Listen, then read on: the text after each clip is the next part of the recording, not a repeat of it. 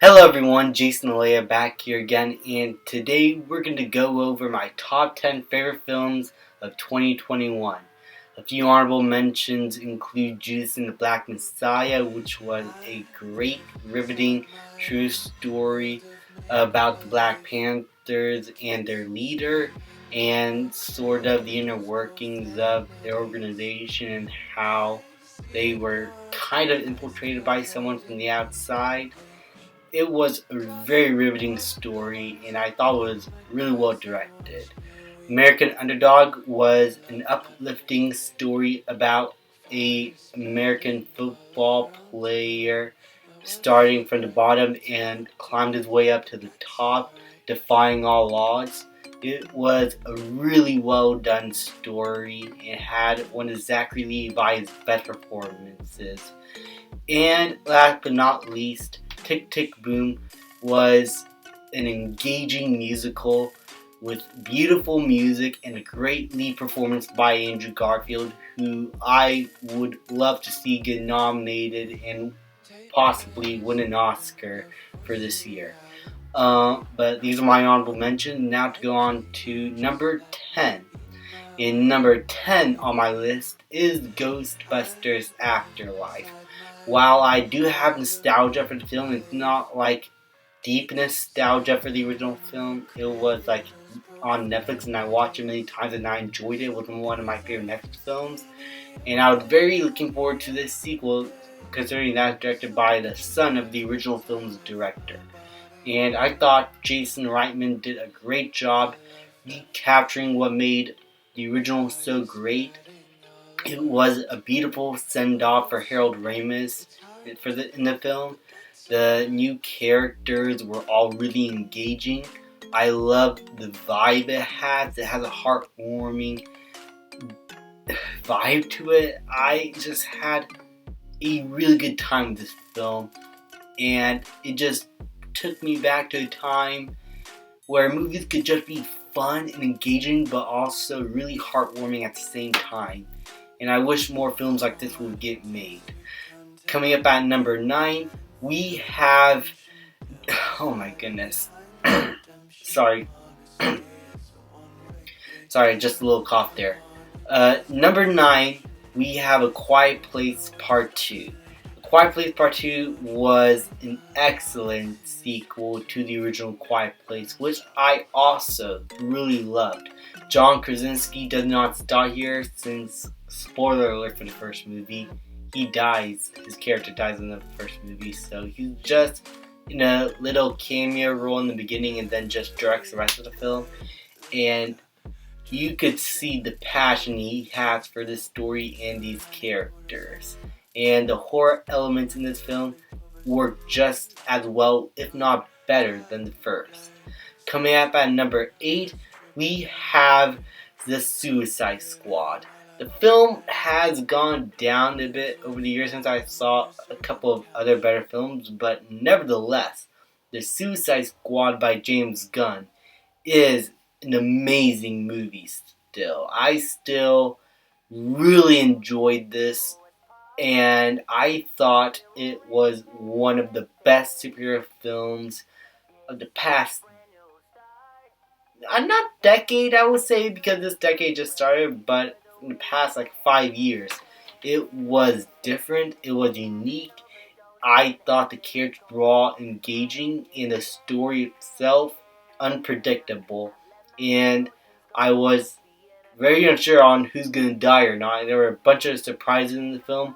It's a shame that failed in the box office because I want more superhero movies like this. Violent, gory 80s action movies. Coming up at number 7, we have Last Night in Soho. This film, as a horror movie by Edgar Wright, was really well done. The characters were all very fleshed out. I thought Edgar Wright did a great job for his start in horror, though there are a few elements that could have worked a little bit better in the horror department, and a few side characters I wish could have been developed a tiny bit more. This was still an engaging horror film that I would highly recommend. Coming up at number 6, we have Dune. This film was an experience that I'll never forget. Going into the IMAX theater on its opening day, I was riveted by this film. I was engaged in the story. I was pulled in, and it just took me to another world. It reminded me why I love movies. And Denis Villeneuve, I'm sorry if I butchered your name, sir. You do a great job with movies and directing. I cannot wait for part 2 to come out. Coming up at number 5, we have Malignant. This was a really divisive horror film, and I can understand why. It is so different and so out of the norm, but I thought it was so much fun, really engaging, an amazingly gory premise, a screwed up premise nonetheless, but it worked so well, and it took me to a time where it felt like I was in the 80s, because the premise itself and the way it was presented was just so outrageous, and it presents itself without a care. Like, it just wanted to have fun. And I had a lot of fun with it. And you guys should check it out. I highly recommend this film. Coming up at number 4, we have West Side Story. I know a lot of people don't like this one, but I had such a good time with this. This is one of Spielberg's best films in my opinion. I thought for a first time musical film for him, he did an amazing job with the characters.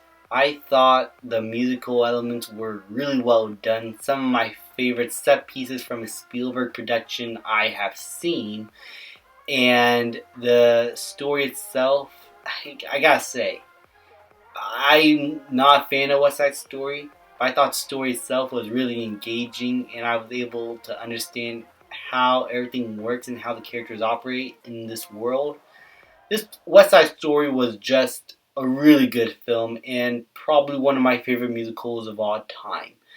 Coming up at number 3, we have SpiderMan No Way Home. This was an experience I'll never forget also. You're gonna hear that a lot with these next 3 movies. Like, their experience I'll never forget. And it's true. This movie was everything I wanted it to be. I covered this film for quite a while, and it exceeded any expectations I had. And it could have not worked. But in some strange way, the film worked. And I loved every single second of it. Coming up at number 2, we have My Hero Academia, World Heroes. I forgot what the title was, but the new My Hero Academia film.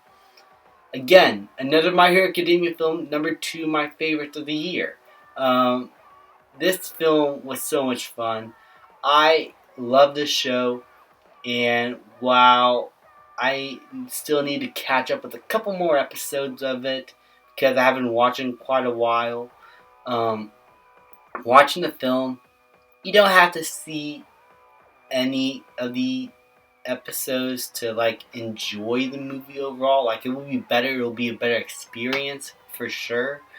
But if you know everything before, but even by itself, it was still an extremely fun movie with great characters that you already cared about, an engaging story, very brutal action, especially for the show itself. This is probably one of the more violent My Hero Academia pieces of media that I've seen in a while.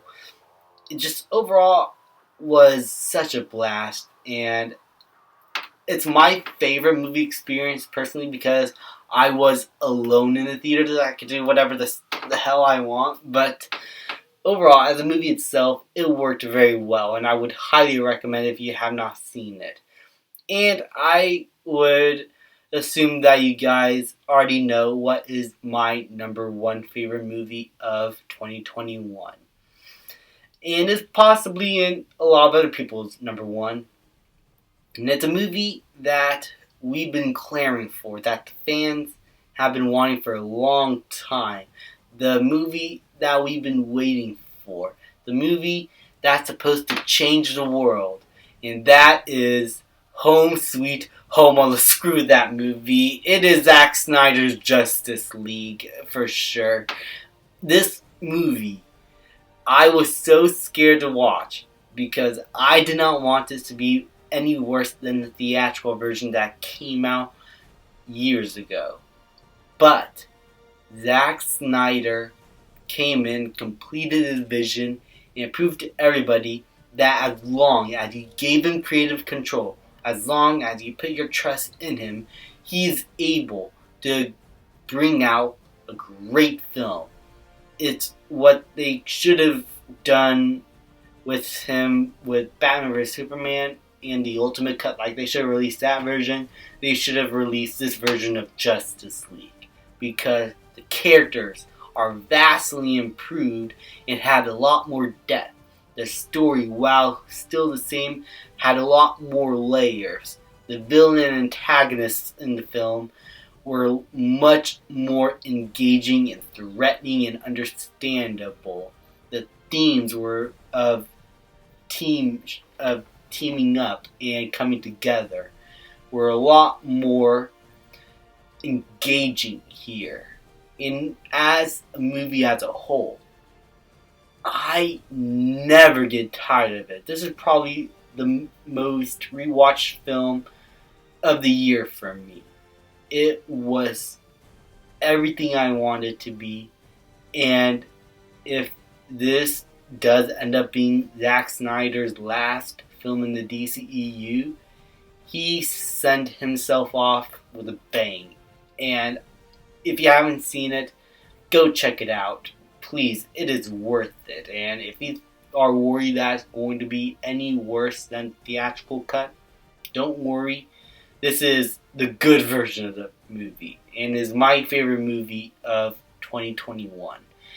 Now, next, in a separate video, I'm going to go over the worst.